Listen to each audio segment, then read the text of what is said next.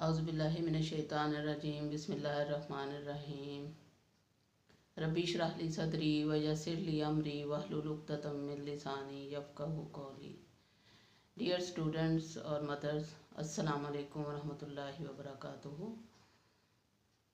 उम्मीद है आप सब खैरियत से होंगे। आज हमने सूरह बकरा का 5वां रुकू शुरू करना है। सूरह बकरा का 5वें रुकू में 7 आयात हैं और आयत नंबर 40 से लेकर 46 तक की आज हम मुताला करेंगे इंशाअल्लाह ताला।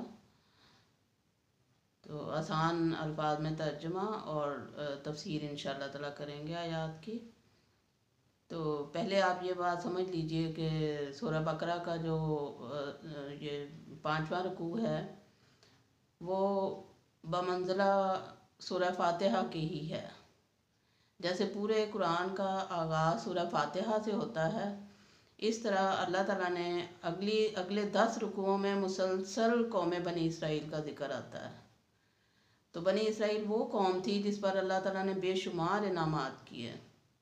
सबसे ज़्यादा अंबिया अलैहिस्सलाम भी इसी कौम पर आए और लेकिन उन्होंने नाफरमानियाँ ज़्यादा की अल्लाह ताला की, और वो अल्लाह के अज़ाब के मुस्तौजब ठहरे।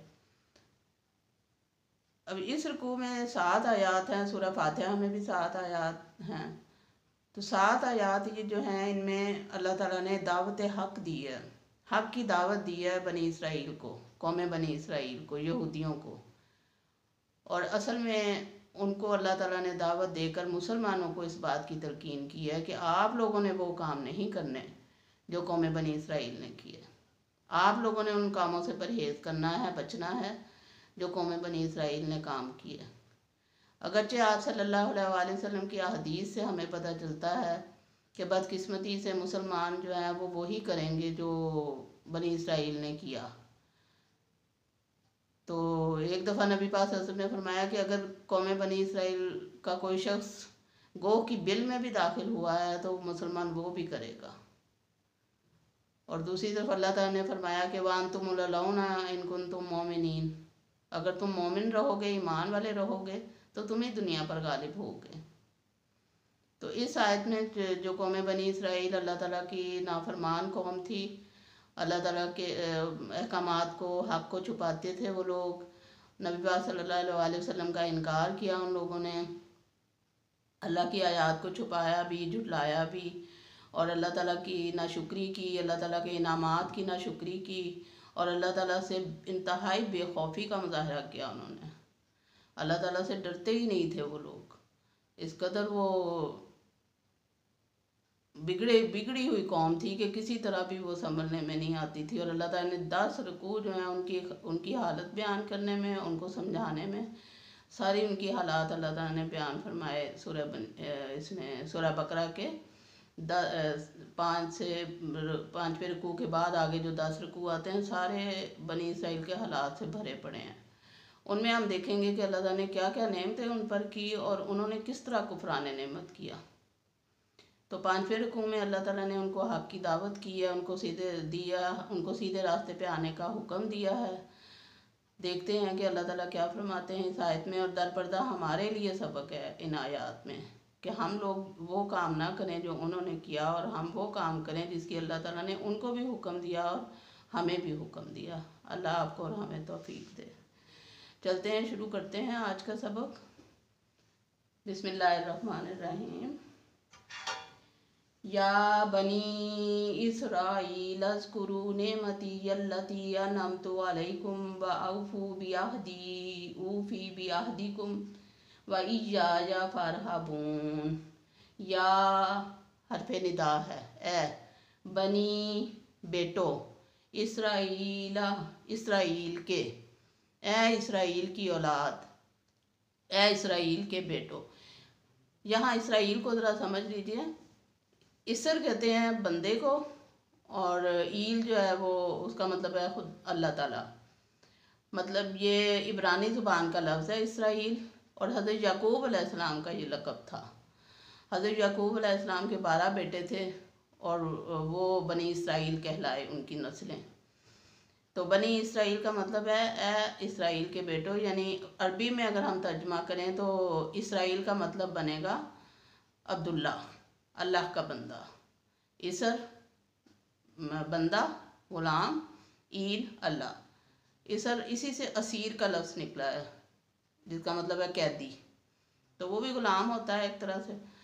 تو اللہ کا بندہ یعنی اسرائیل، یا بنی اسرائیل، اے بنی اسرائیل، اے اسرائیل کی اولاد، اذکروا یاد کرو، اذکروا تم سب یاد کرو، نعمتی میری نعمت، نعمتی میری نعمت، اللتی جو، نعمتی میری نعمت، اللتی جو، انعمتو میں نے انعام کی، انعمتو میں نے انعام کی، علیکم تم پر، علا پر، کم تم، علیکم تم پر، وَأَوْفُوا اور تم اپنا عہد پورا کرو، اور تم اپنا عہد پورا کرو، اوفی بعہدکم تو میں اپنا تمہارا عہد پورا کروں گا جو میں نے تمہارے ساتھ عہد کیا ہے، وَإِيَّایَ اور صرف مجھ ہی سے، وَإِيَّایَ اور صرف مجھ ہی سے، فارہبون ڈرتے رہو۔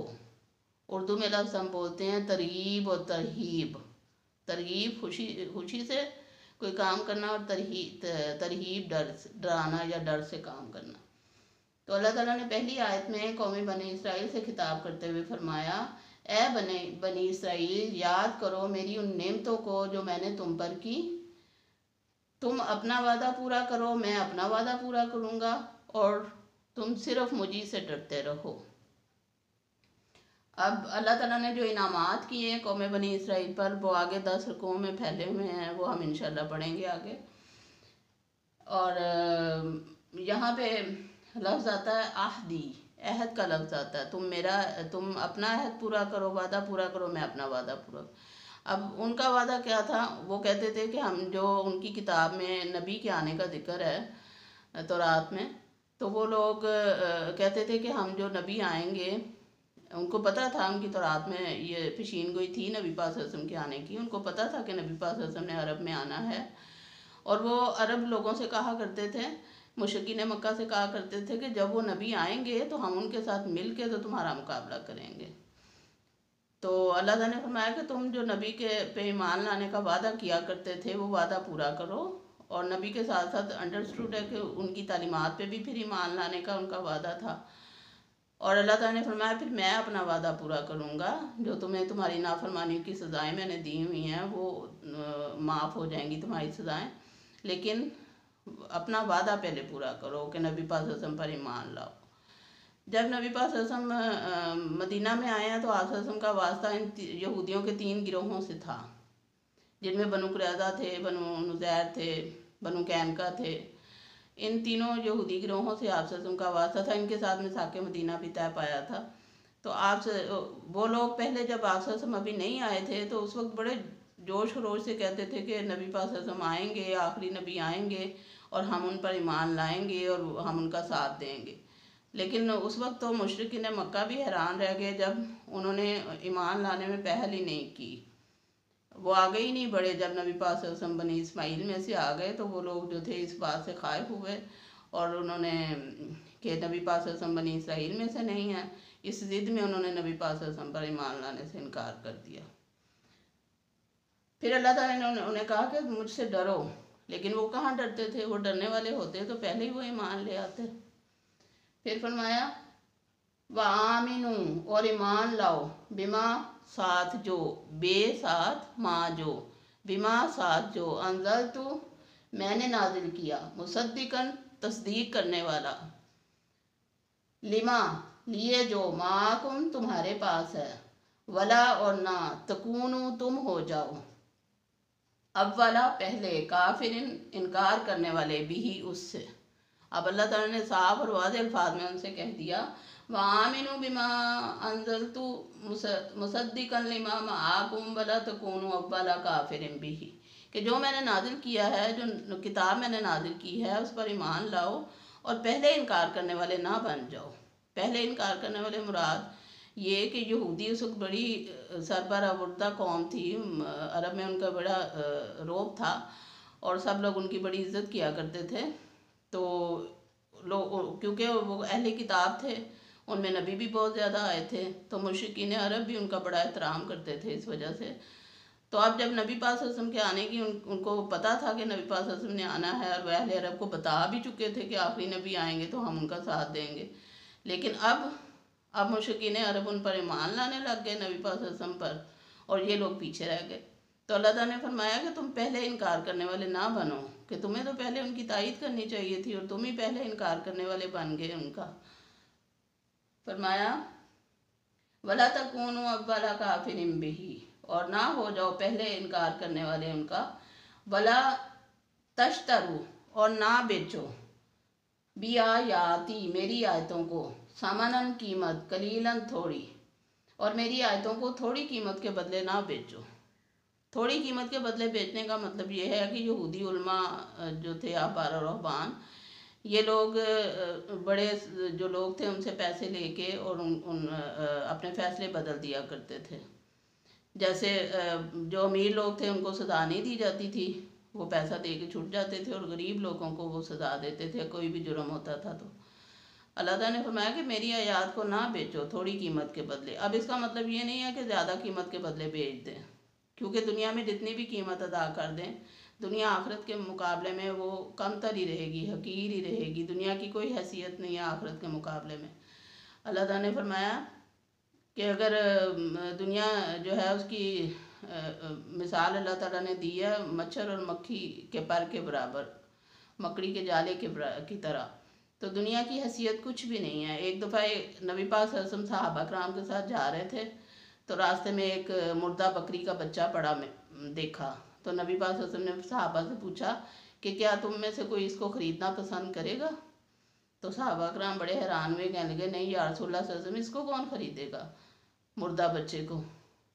تو نبی پاک صلی اللہ علیہ وسلم نے فرمایا دنیا کی حیثیت اس مردہ بکری کے بچے کی سی ہے، دنیا کی حیثیت اللہ کی نظر میں کچھ نہیں ہے۔ اگر دنیا کی کوئی حیثیت ہوتی تو اللہ تعالیٰ کافروں کو کچھ نہ دیتا، جبکہ اللہ تعالیٰ نے کافروں کو خوب نوازا ہوا ہے، کیونکہ اللہ کی نظر میں دنیا کی کوئی اہمیت نہیں ہے۔ آخرت ابدی گھر ہے، آخرت جو ہے اسی کی اہمیت ہے، دنیا تو عارضی ہے، ختم ہو جانی ہے۔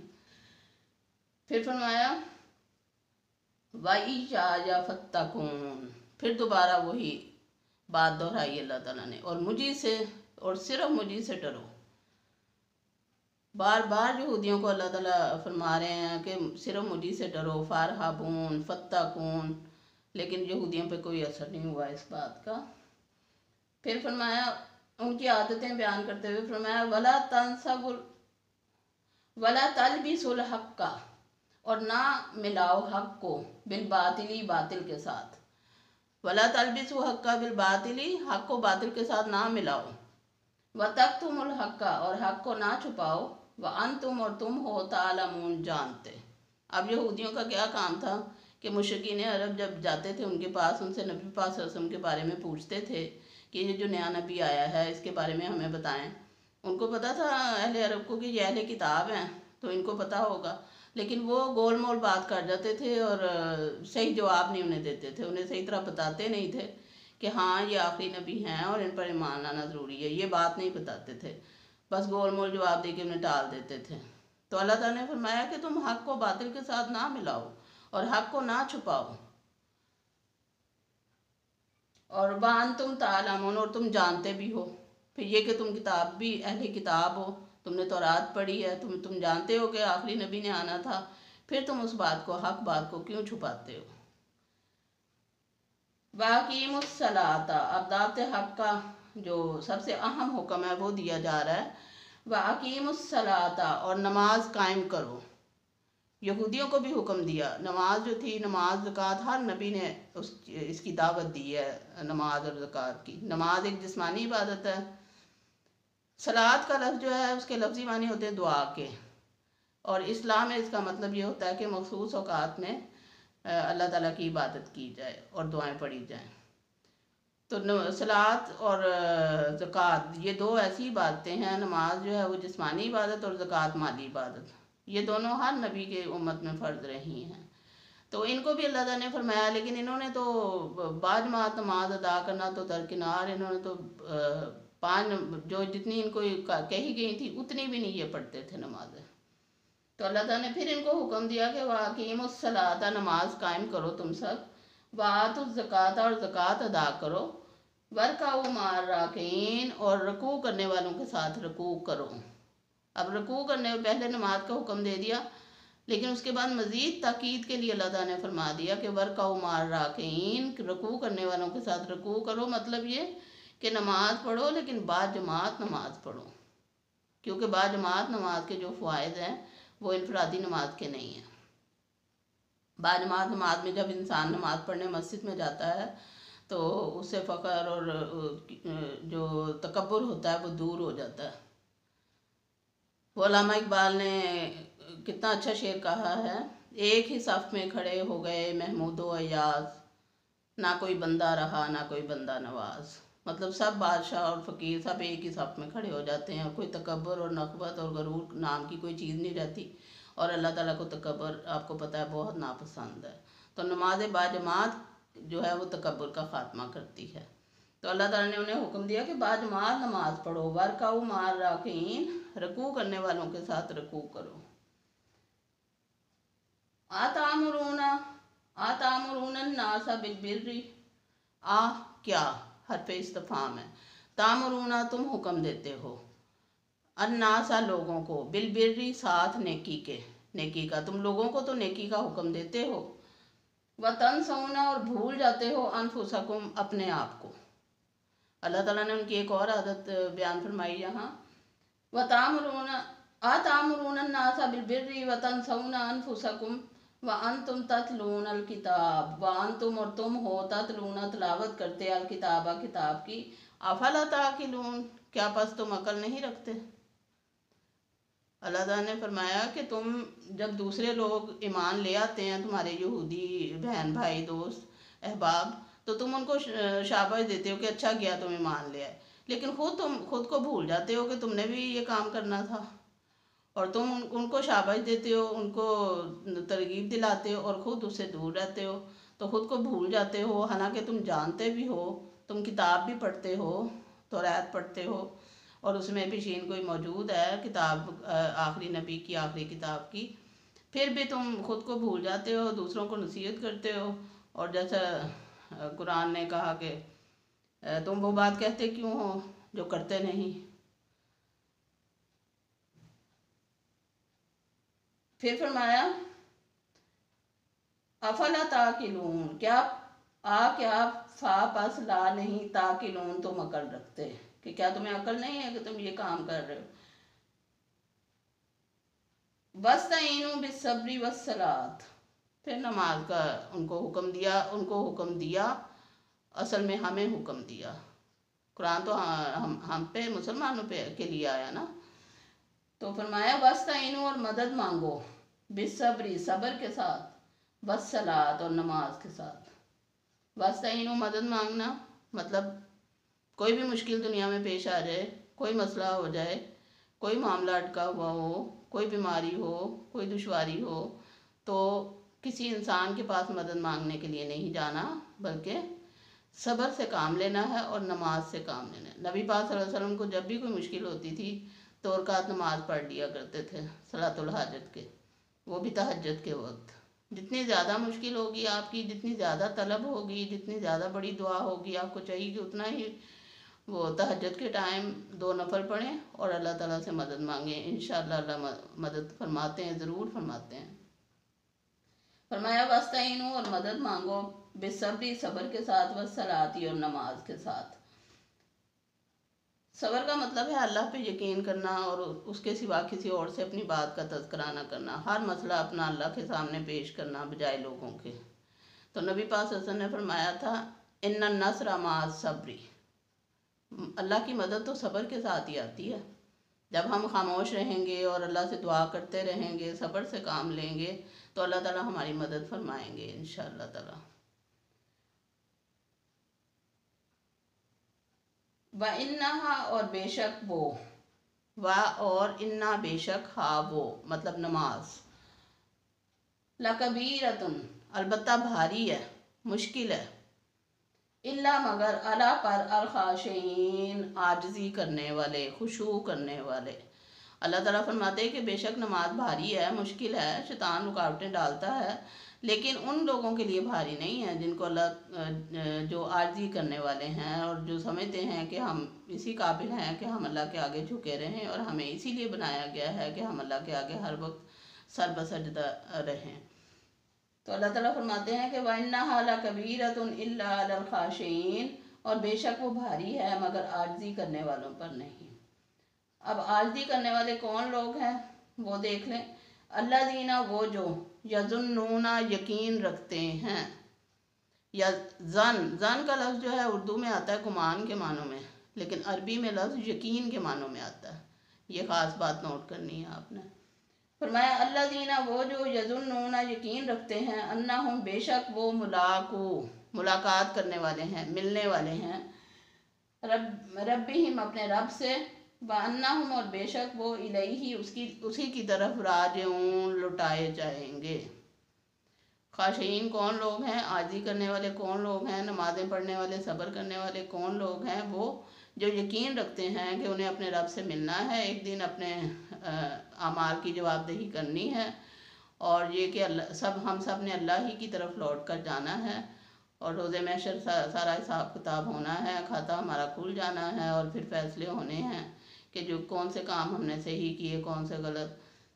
اسی لیے مولانا امین حسن اصلاحی کی ایک بات آ رہی ہے، تدبر القرآن میں فرماتے ہیں کہ انسان کو ہر وقت اللہ تعالیٰ کے پاس لوٹنے کی فکر ہونی چاہیے، اور اپنے اعمال اس طرح رکھنے چاہیے کہ اپنے عقیدہ اور عمل اس طرح کا رکھنا چاہیے کہ اللہ تعالیٰ کے سامنے جا کے شرمندگی نہ اٹھانی پڑے۔ تو ہر وقت اس فکر میں رہنا چاہیے، ہر وقت عبادت میں رہنا چاہیے۔ عبادت صرف یہی نہیں ہے کہ ہم مصلے پہ بیٹھے اللہ اللہ کرتے رہیں یا تسبیح ہاتھ میں پکڑے رکھیں۔ دنیا کا ہر کام اللہ کے حکم کے مطابق، اللہ کے نبی صلی اللہ علیہ وسلم کے طریقے کے مطابق سر انجام دینا عبادت ہے۔ ہم کھاتے پیتے ہیں، ہم اٹھتے بیٹھتے سوتے جاگتے ہیں، جو بھی ہم کام کر رہے ہیں، ہم یہ نیت اگر کر لیں کہ ہم اس لیے کر رہے ہیں کہ ہمارے نبی پاک صلی اللہ علیہ وسلم اس طرح کیا کرتے تھے، ہمارے نبی پاک صلی اللہ علیہ وسلم اس طرح کے کپڑے پہنتے تھے، ہمارے نبی پاک صلی اللہ علیہ وسلم اس طرح کھانا کھاتے تھے، یہ چیزیں وہ کھاتے تھے، اور اس طرح بات اس طرح کرتے تھے، لوگوں سے تعلقات اس طرح رکھتے تھے، جو بھی ہم سوچیں نبی پاک صلی اللہ علیہ وسلم نماز پڑھتے تھے، قرآن پڑھتے تھے، جو بھی کام نبی پاک صلی اللہ علیہ وسلم نے کیا، اگر ہم اپنی نیت اس طرح کر لیں کہ ہم اس لیے یہ کام کر رہے ہیں، یا اللہ تو قبول فرما لے، تو انشاءاللہ تعالیٰ اس کا اجر اور ثواب ہمیں ملے گا، اور وہ عبادت ہی کاؤنٹ ہوگی۔ حتیٰ کہ اگر ایک عورت گھر میں جھاڑو دے رہی ہے اور ساتھ ساتھ وہ دل میں اللہ کا ذکر کر رہی ہے، برتن دھو رہی ہے، ساتھ ساتھ اللہ کا ذکر کر رہی ہے، کھانا پکاتے ہوئے اللہ کا ذکر کر رہی ہے، تو اس کا اسے نہ صرف ثواب ملے گا بلکہ اس کے ان کاموں میں برکت بھی آئے گی اس سے، اور اللہ تعالیٰ کی رحمت اس میں شامل ہو جائے گی۔ اللہ تعالیٰ آپ کو اور ہمیں ان آیات پہ عمل کرنے کی توفیق عطا فرمائے، کیونکہ بات تو بنی اسرائیل کی ہو رہی ہے، لیکن قرآن پاک تو نبی پاک صلی اللہ علیہ وسلم پہ نازل ہوا اور مسلمانوں کی ہدایت کے لیے آیا، ہدن ہے، اللہ تعالیٰ کی طرف سے ہدایت ہے، تو ہم نے اس پہ عمل کرنا ہے۔ لہذا اللہ تعالیٰ نے جو بھی حکم بنی اسرائیل کو دیے ہیں وہ اصل میں ہمیں دیے ہیں، تو ہمیں چاہیے کہ ان احکامات کو پڑھیں، سنیں، یاد کریں اور ان پر عمل کریں۔ اللہ تعالیٰ آپ کو اور ہمیں توفیق دے۔ وما علینا الا البلاغ۔ اللہ حافظ۔